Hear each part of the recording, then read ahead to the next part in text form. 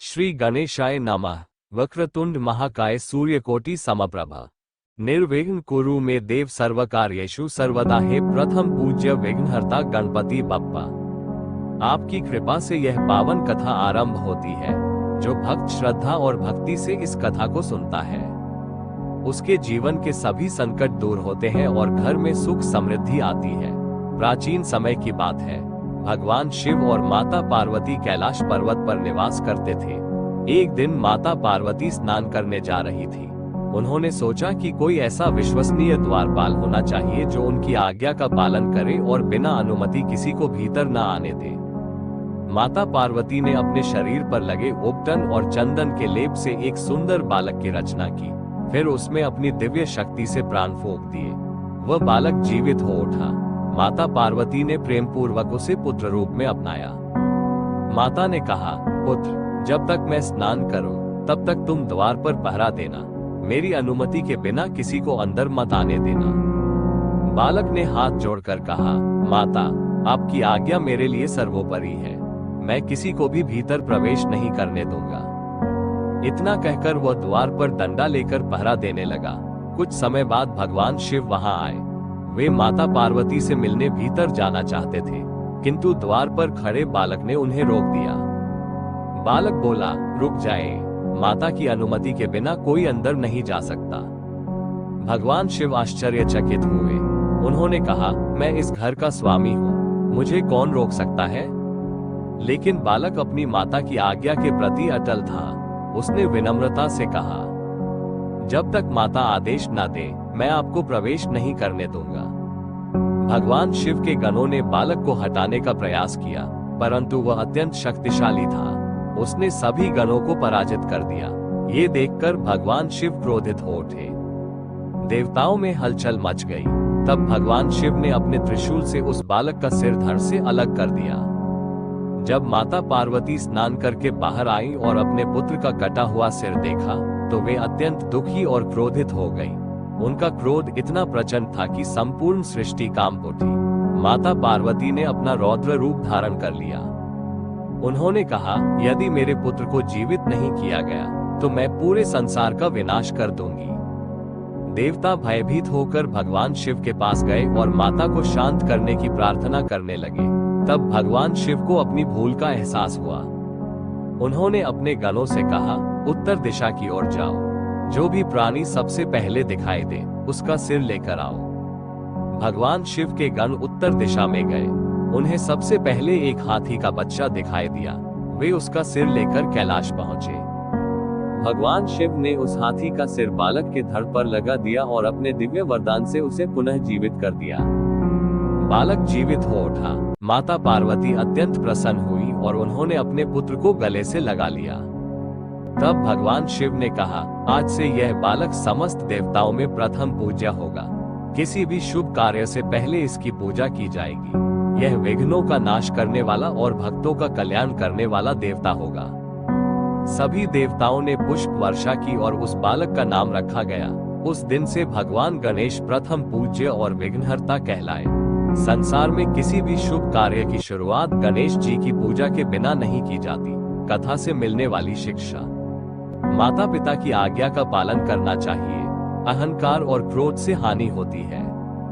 सच्ची भक्ति और कर्तव्य निष्ठा का फल अवश्य मिलता है। भगवान गणेश बुद्धि, सुख और समृद्धि के दाता है। बोलिए भगवान गणेश महाराज की जय। गणपति बप्पा मोरया, मंगल मूर्ति मोरया। हे विघ्नहर्ता गणपति देव, हमारे जीवन के सभी दुख, संकट और बाधाएं दूर करें। सभी भक्तों के घर में सुख, शांति और समृद्धि प्रदान करें। आपकी कृपा से यह पावन कथा आरंभ होती है। जो भक्त श्रद्धा और भक्ति से इस कथा को सुनता है, उसके जीवन में बुद्धि, विवेक और सफलता का वास होता है। गणेश जी और कार्तिकेय की पृथ्वी परिक्रमा कथा। एक समय कैलाश पर्वत पर भगवान शिव, माता पार्वती तथा उनके दोनों पुत्र भगवान गणेश और कार्तिकेय निवास करते थे। दोनों भाई अत्यंत तेजस्वी, बलवान और माता पिता के प्रिय थे। एक दिन देवताओं के मन में यह विचार आया कि दोनों पुत्रों में श्रेष्ठ कौन है। उसी समय देवर्षि नारद मुनि कैलाश पहुंचे। उनके हाथ में एक दिव्य और अमृत समान फल था।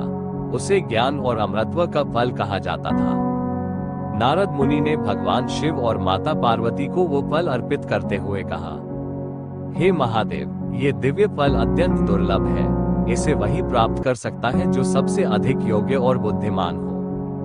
अब प्रश्न यह उठा कि यह फल किसे दिया जाए, गणेश जी को या कार्तिकेय जी को।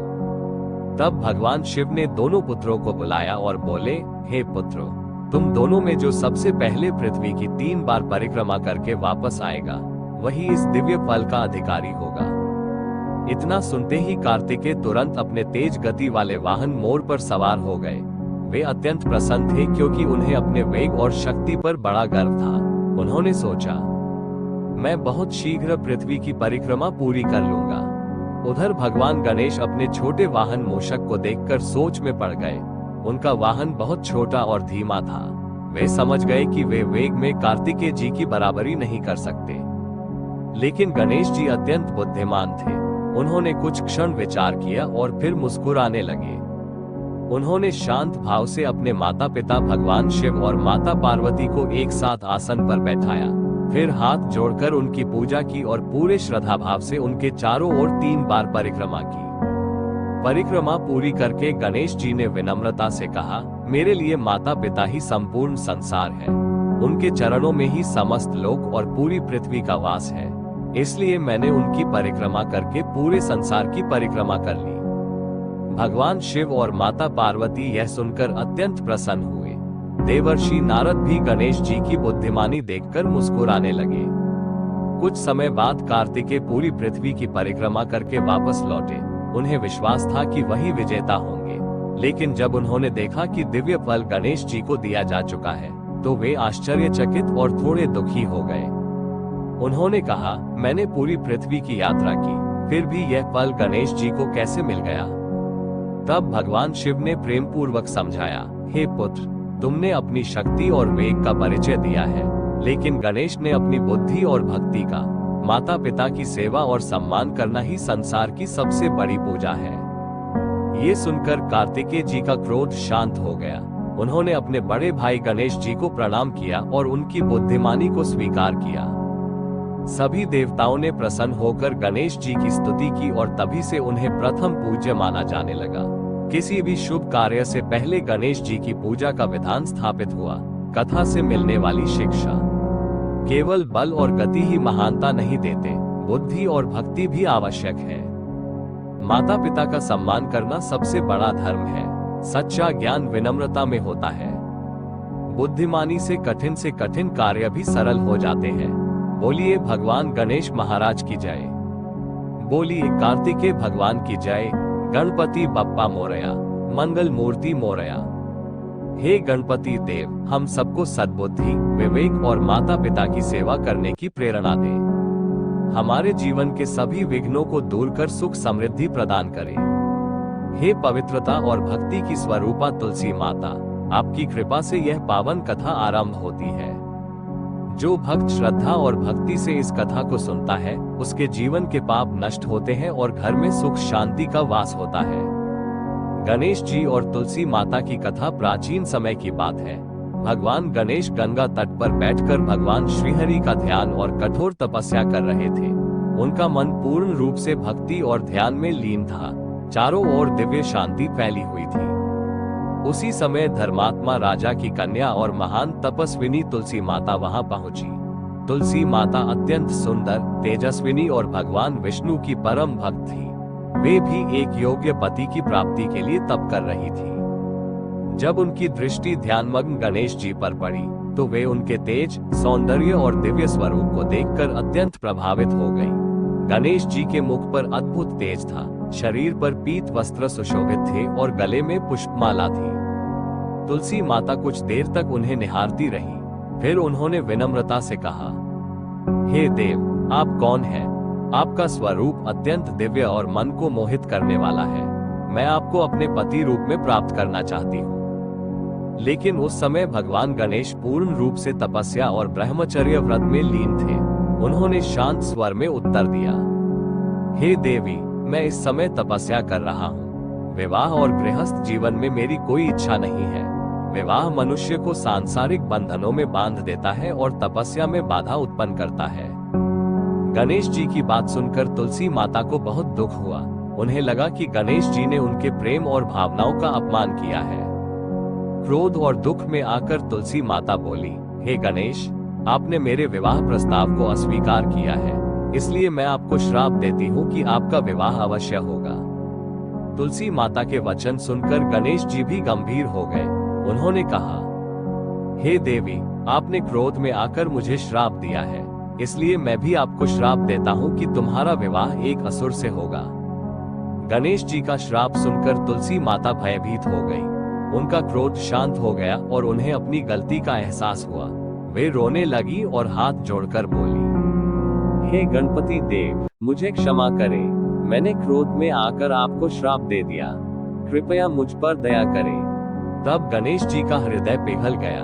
उन्होंने करुणा से कहा, हे देवी, मेरा श्राप व्यर्थ नहीं जाएगा, लेकिन अंत में तुम भगवान विष्णु को अत्यंत प्रिय होगी। संसार में तुम्हारी पूजा होगी।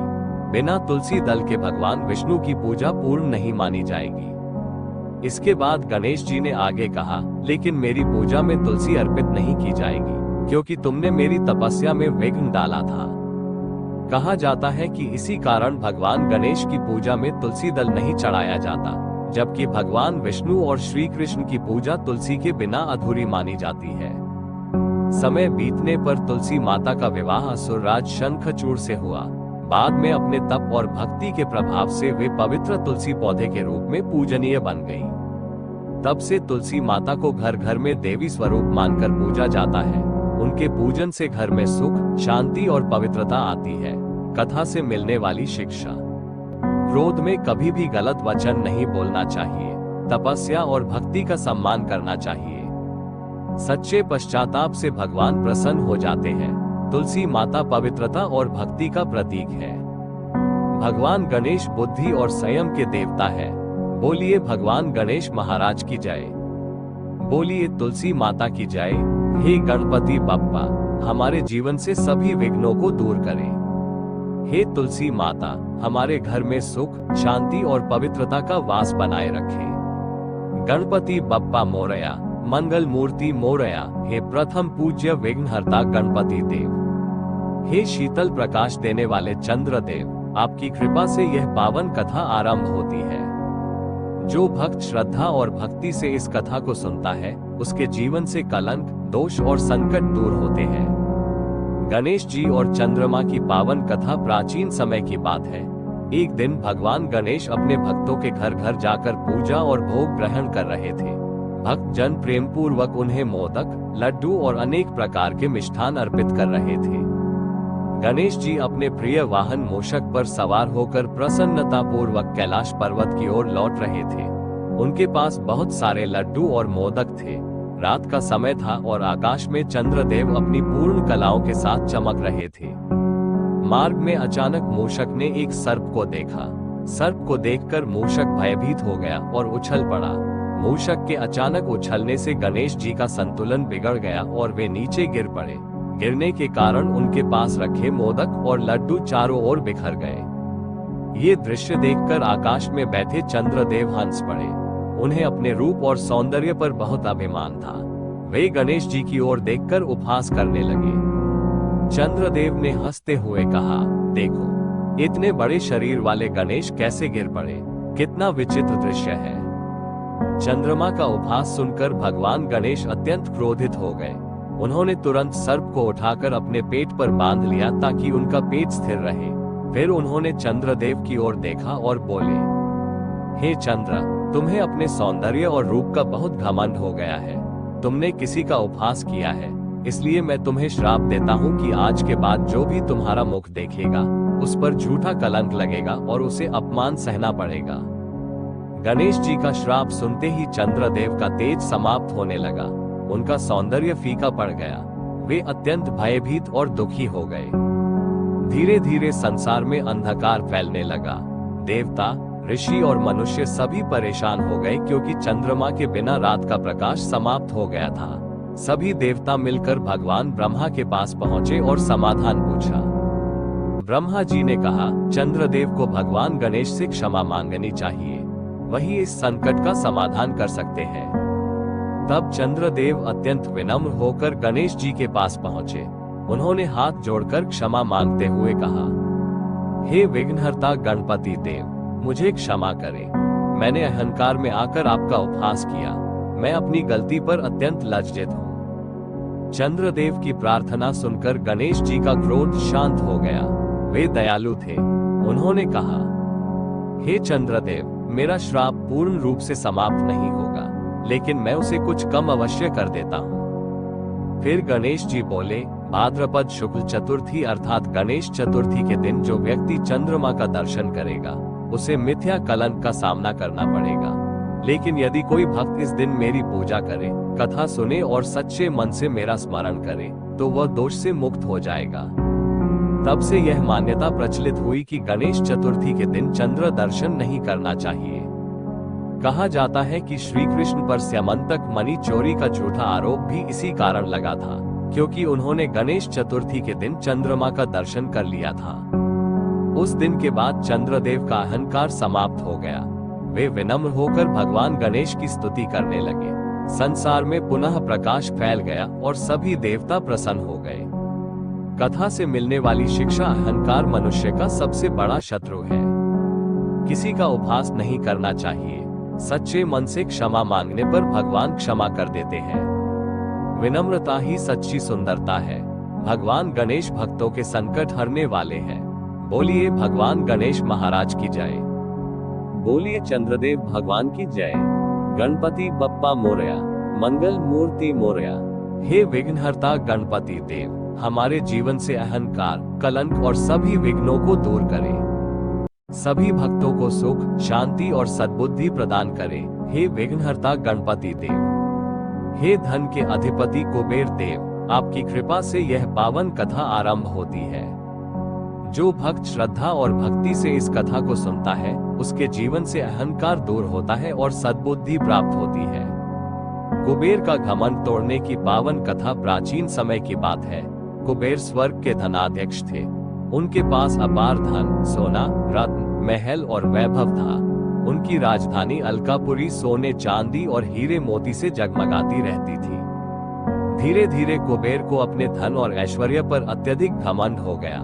वे सोचने लगे कि संसार में उनसे अधिक धनी और वैभवशाली कोई नहीं है। एक दिन उनके मन में विचार आया, मैं एक ऐसा भव्य भोज दूंगा जिसे देखकर सभी देवता और ऋषि मेरे वैभव की प्रशंसा करेंगे। उन्होंने स्वर्गलोक, देवलोक और पृथ्वीलोक के अनेक देवताओं और ऋषियों को आमंत्रण भेजा, लेकिन उनके मन में सबसे अधिक इच्छा थी कि भगवान शिव स्वयं उनके महल में आए और उनका वैभव देखें। कुबेर कैलाश पर्वत पहुंचे और भगवान शिव को प्रणाम करके बोले, हे महादेव, मैंने एक विशाल भोज का आयोजन किया है। कृपया आप माता पार्वती सहित मेरे महल में पधारें और मेरे आतिथ्य को स्वीकार करें। भगवान शिव कुबेर के मन का अभिमान समझ गए। वे मुस्कुराए और बोले, हे कुबेर, मैं और माता पार्वती तो नहीं आ पाएंगे, लेकिन अपने पुत्र भगवान गणेश को अवश्य भेजेंगे। कुबेर यह सुनकर बहुत प्रसन्न हुए। उन्होंने सोचा, एक छोटे बालक को भोजन कराना कौन सी बड़ी बात है। निश्चित समय पर भगवान गणेश अलकापुरी पहुंचे। कुबेर ने उनका भव्य स्वागत किया। महल में चारों ओर स्वादिष्ट व्यंजन, मिठाइयां और पकवान सजाए गए थे। गणेश जी ने भोजन करना आरंभ किया। वे एक के बाद एक व्यंजन खाते गए। कुछ ही समय में उन्होंने सारे पकवान समाप्त कर दिए। कुबेर आश्चर्यचकित रह गए। उन्होंने तुरंत और भोजन मंगवाया, लेकिन गणेश जी की भूख शांत नहीं हुई। महल का सारा भोजन समाप्त हो गया। फिर भी गणेश जी बोले, मुझे अभी भी भूख लगी है। कुबेर घबराने लगे। उन्होंने पूरे नगर से भोजन मंगवाया, लेकिन गणेश जी सब कुछ खाते गए। कुछ ही देर में अलकापुरी का समस्त अन्न समाप्त हो गया। तब गणेश जी ने कहा, यदि भोजन नहीं है तो मैं तुम्हारे महल की वस्तुएं ही खा लेता हूँ। इतना कहकर वे सोने चांदी के बर्तन, सिंहासन और महल की वस्तुएं खाने लगे। अब कुबेर भयभीत हो उठे। उनका घमंड चूर चूर हो गया। उन्हें समझ आ गया कि धन और वैभव का अभिमान करना मूर्खता है। वे तुरंत कैलाश पर्वत पहुंचे और भगवान शिव के चरणों में गिर पड़े। कुबेर रोते हुए बोले, हे महादेव, मुझे क्षमा करें, मुझे अपने धन पर बहुत घमंड हो गया था। कृपया गणेश जी की भूख शांत करने का उपाय बताइए। भगवान शिव मुस्कुराए और बोले, हे कुबेर, गणेश केवल भोजन से प्रसन्न नहीं होते, उन्हें सच्ची भक्ति, विनम्रता और प्रेम चाहिए। फिर भगवान शिव ने कुबेर को एक कटोरी साधारण चावल दिए और कहा, इसे प्रेम और विनम्रता से गणेश को अर्पित करो। कुबेर तुरंत लौटे। उन्होंने हाथ जोड़कर अत्यंत विनम्रता से गणेश जी को वो साधारण चावल अर्पित किए। भगवान गणेश ने प्रेम पूर्वक वो चावल ग्रहण किए और उनकी भूख शांत हो गई। गणेश जी मुस्कुराकर बोले, हे कुबेर, संसार में धन से बड़ा विनम्रता और भक्ति का धन होता है। जिस मनुष्य के पास प्रेम और नम्रता है, वही वास्तव में सबसे धनी है। ये सुनकर कुबेर का सारा अभिमान समाप्त हो गया। उन्होंने भगवान गणेश और भगवान शिव से क्षमा मांगी। तब से कुबेर विनम्र होकर धर्म और दान के मार्ग पर चलने लगे। कथा से मिलने वाली शिक्षा धन और वैभव का अहंकार नहीं करना चाहिए। भगवान केवल सच्ची भक्ति और प्रेम से प्रसन्न होते हैं। विनम्रता सबसे बड़ा आभूषण है। अभिमान अंत में मनुष्य को दुख ही देता है। भगवान गणेश अहंकार का नाश करके सद्बुद्धि प्रदान करते हैं। बोलिए भगवान गणेश महाराज की जय। बोलिए कुबेर देव की जय। गणपति बप्पा मोरया, मंगल मूर्ति मोरया। हे विघ्नहर्ता गणपति देव, हमारे जीवन से अहंकार को दूर करें और विनम्रता प्रदान करें। हमारे घर में सुख, शांति और सद्बुद्धि का वास बनाए रखें। हे प्रथम पूज्य गणपति बप्पा। हे महर्षि वेद व्यास जी, आपकी कृपा से यह पावन कथा आरंभ होती है। जो भक्त श्रद्धा और भक्ति से इस कथा को सुनता है, उसे ज्ञान, बुद्धि और सद्मार्ग की प्राप्ति होती है। महाभारत लिखने की पावन कथा प्राचीन समय की बात है। द्वापर युग में पृथ्वी पर अधर्म और अन्याय बढ़ने लगा था। तब महर्षि वेदव्यास ने निश्चय किया कि वे एक ऐसा महान ग्रंथ रचेंगे जिसमें धर्म, नीति, ज्ञान, भक्ति, युद्ध, कर्म और जीवन के सभी रहस्यों का वर्णन होगा। उन्होंने अपने दिव्य ज्ञान और तपस्या से एक विशाल महाकाव्य की रचना की, जिसे आगे चलकर महाभारत कहा गया। लेकिन समस्या ये थी कि इतना विशाल ग्रंथ कौन लिखे। वेदव्यास जी चाहते थे कि कोई ऐसा लेखक हो जो उनकी वाणी को बिना रुके लिख सके। इस विचार से उन्होंने भगवान ब्रह्मा का ध्यान किया। ब्रह्मा जी प्रकट हुए और बोले, हे व्यास, इस महान कार्य के लिए संसार में केवल भगवान गणेश ही योग्य है। वे बुद्धि और लेखन कला के अधिपति हैं। तुम उनसे सहायता मांगो। ब्रह्मा जी के वचन सुनकर महर्षि वेदव्यास ने गणेश जी का ध्यान किया। कुछ ही क्षणों में दिव्य प्रकाश के साथ गणेश जी वहां प्रकट हुए। वेदव्यास जी ने हाथ जोड़कर कहा, हे विघ्नहर्ता गणपति देव, मैं महाभारत नामक एक महान ग्रंथ की रचना करना चाहता हूँ। कृपया आप इसके लेखक बनकर मेरी सहायता करें। भगवान गणेश मुस्कुराए और बोले, हे ऋषिव, मैं आपकी सहायता अवश्य करूंगा, लेकिन मेरी एक शर्त है। आप बिना रुके श्लोक बोलते रहेंगे। यदि आप बीच में रुके तो मैं लेखन कार्य बंद कर दूंगा। महर्षि वेदव्यास अत्यंत बुद्धिमान थे। उन्होंने भी एक शर्त रखी, हे गणपति देव, आप भी प्रत्येक श्लोक का अर्थ समझकर ही लिखेंगे। बिना अर्थ समझे आप कोई श्लोक नहीं लिखेंगे। गणेश जी ने ये शर्त स्वीकार कर ली। इसके बाद महाभारत लेखन का कार्य आरंभ हुआ। वेदव्यास जी लगातार श्लोक बोलते जाते और गणेश जी उन्हें लिखते जाते। कहा जाता है कि लेखन इतना तेज गति से चल रहा था कि कुछ समय बाद गणेश जी की लेखनी टूट गई, लेकिन वे इस महान कार्य में कोई बाधा नहीं आने देना चाहते थे। तब भगवान गणेश ने तुरंत अपना एक दांत तोड़ लिया और उसी को लेखनी बनाकर लिखना शुरू कर दिया। इसी कारण गणेश जी एक दांत कहलाए। जब वेदव्यास जी को थोड़ा समय चाहिए होता, तब वे बहुत गूढ़ और कठिन अर्थ वाले श्लोक बोल देते। उन श्लोकों का अर्थ समझने में गणेश जी को कुछ समय लगता और उसी बीच वेदव्यास जी आगे के श्लोकों की रचना कर लेते। कई वर्षों तक यह महान कार्य चलता रहा। अंततः महाभारत की रचना पूर्ण हुई। ये संसार का सबसे बड़ा महाकाव्य बना, जिसमें 1 लाख से अधिक श्लोक है। इसी महाभारत में आगे चलकर श्री कृष्ण द्वारा अर्जुन को सुनाई गई दिव्य श्रीमद् भगवद गीता भी सम्मिलित हुई। सभी देवताओं और ऋषियों ने गणेश जी और वेदव्यास जी की स्तुति की। तब से किसी भी शुभ कार्य, लेखन, अध्ययन या परीक्षा से पहले गणेश जी की पूजा करने की परंपरा शुरू हुई। कथा से मिलने वाली शिक्षा, ज्ञान और बुद्धि सबसे बड़ा धन है। कठिन कार्य धैर्य और समर्पण से पूरे होते हैं। भगवान गणेश बुद्धि, विद्या और लेखन के देवता है। गुरु और शिष्य का समन्वय महान कार्यों को सफल बनाता है। सच्चा परिश्रम कभी व्यर्थ नहीं जाता। बोलिए भगवान गणेश महाराज की जय। बोलिए महर्षि वेदव्यास जी की जय। बोलिए श्रीमद् भगवद गीता माता की जय। गणपति बप्पा मोरया, मंगल मूर्ति मोरया। हे गणपति देव, हमें ज्ञान, बुद्धि और सद्मार्ग पर चलने की प्रेरणा दे। हमारे जीवन के सभी विघ्न दूर करे और सफलता प्रदान करे। हे विघ्नहर्ता गणपति देव, आपकी कृपा से यह पावन कथा आरंभ होती है। जो भक्त श्रद्धा और भक्ति से इस कथा को सुनता है, उसके जीवन से सभी विघ्न और संकट दूर होते हैं तथा बुद्धि और विनम्रता की प्राप्ति होती है। गणेश जी का वाहन मूषक कैसे बना? पावन कथा। प्राचीन समय की बात है। स्वर्गलोक में एक अत्यंत सुंदर और शक्तिशाली गंधर्व रहता था, जिसका नाम था क्रोंच गंधर्व। वो संगीत और नृत्य कला में निपुण था। सभी देवता उसके गायन की प्रशंसा करते थे। धीरे धीरे क्रोंच गंधर्व को अपने रूप, कला और शक्ति पर बहुत अभिमान हो गया। वह दूसरों का अपमान करने लगा और अपने अहंकार में चूर रहने लगा। एक दिन वह एक सभा में जा रहा था। वहां अनेक ऋषि मुनि बैठे हुए थे। उसी समय उसका पैर गलती से महान ऋषि महर्षि वामदेव के चरणों पर पड़ गया। ऋषि वामदेव अत्यंत तपस्वी और तेजस्वी थे।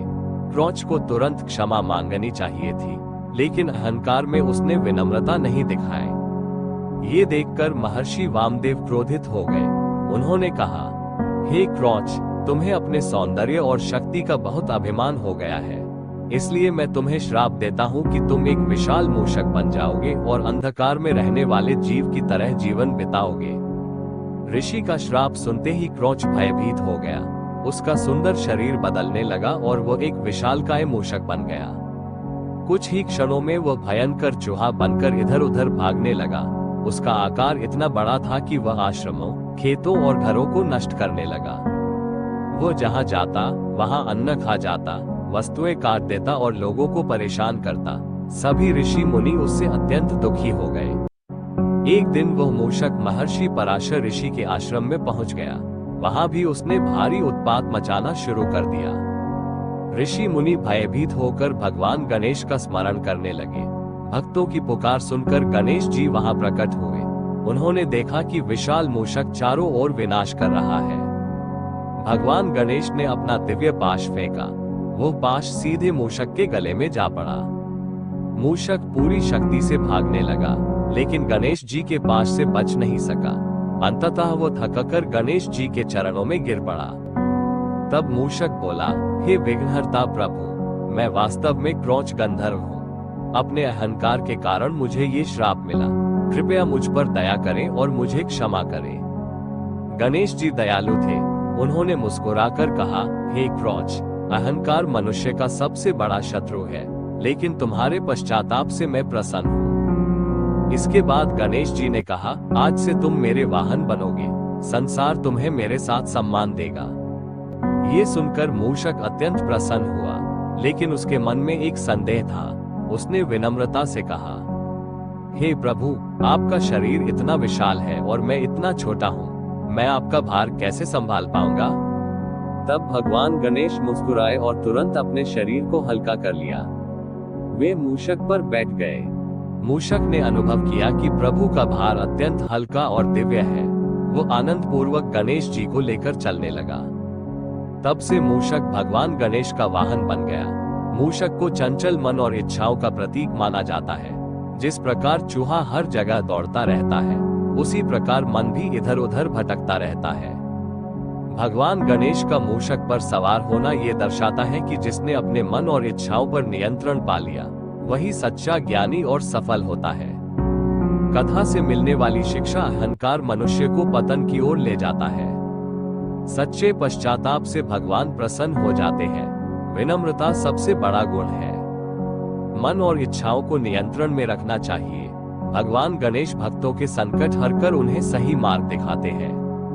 बोलिए भगवान गणेश महाराज की जय। गणपति बप्पा मोरया। मंगल मूर्ति मोरया। हे विघ्नहर्ता गणपति देव, हमारे मन के अहंकार और विकारों को दूर करें। हमें सद्बुद्धि, विनम्रता और भक्ति प्रदान करें। सभी भक्तों के जीवन में सुख, शांति और समृद्धि का वास हो। शेंदूर लाल चढ़ायो अच्छा गजमुख को, दोंदल लाल बिराजे सुत गौरी हर को, हाथ लिए गुड़ लड्डू साईं सुर को, महिमा कहे न जाए लागत हूँ पद को। जय जय श्री गणराज विद्या सुखदाता, धन्य तुम्हारा दर्शन मेरा मन रमता। वक्रतुंड महाकाय सूर्य कोटि समप्रभ, निर्विघ्न कुरु मे देव सर्वकार्येषु सर्वदा। बोलिए भगवान गणेश महाराज की जय। गणपति बप्पा मोरया। मंगल मूर्ति मोरया। सभी भक्तों के जीवन से विघ्न बाधाएं दूर।